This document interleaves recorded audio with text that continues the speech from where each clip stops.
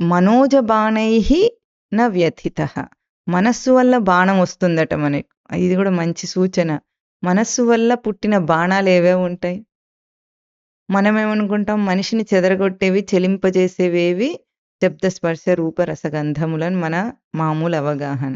ఎందుకంటే అక్కడి నుండి గ్రహింపు మొదలవుతుంది గదా అని అనుకుంటున్నాం. కానీ శబ్దం గ్రహింపబడినప్పుడు గానీ, దృశ్యం చూడబడినప్పుడు గానీ, ఇంకేదైనా స్పర్శ చేత గానీ మనిషి చలించటం లేదు.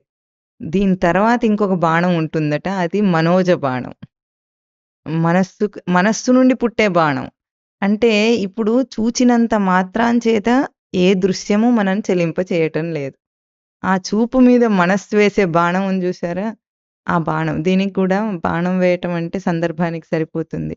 శివుడు తపస్సు చేస్తున్నప్పుడు అప్పుడు మన్మధుడు బాణం వేస్తాడట. 5 బాణాలేస్తారని చెప్తారు. ఆ 5 బాణాలు గూడా ఏమిటంటే మనోజ బాణం అంటే అదే. మన్మథుడు శివుడి మీద వేసింది. శివుడేమిటి? తన అధిష్టాన స్థానంలో తపస్సు చేసుకునే స్వరూపము శివుడు. స్థిరమైన స్వరూపం. దాని మీద మన్మథుడంటే మనస్సే. మన్మథ అంటే మనస్సును కెలకటం అని అర్థం.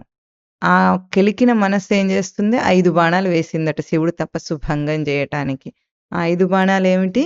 శబ్ద, స్పర్శ, రూప, రస, గంధములనే బాణాలు. వేస్తే ఏం చేశాడు స్వామి? ఒక్కసారి తన త్రినేత్రంతో వాటిని భస్మం చేశాడు ఎట్లాగో, అట్లాగే మనిషికి కూడా తాను స్థిరంగానే ఉంటాడు.